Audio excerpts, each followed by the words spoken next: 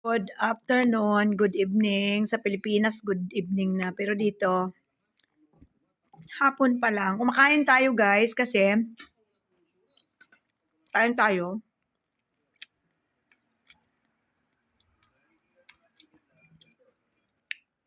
Hindi kasi maganda pakiramdam ko ngayon. 2 weeks na to guys. Sabi ni Mr. baka kulang daw ako sa... Kasi unti-unti lang ako kumain. Sabi niya kumain daw ako palagi. Kumain tayo.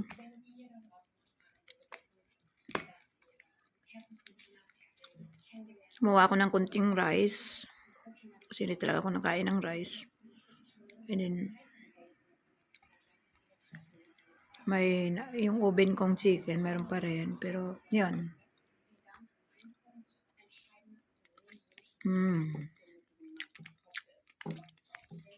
Kamusta po?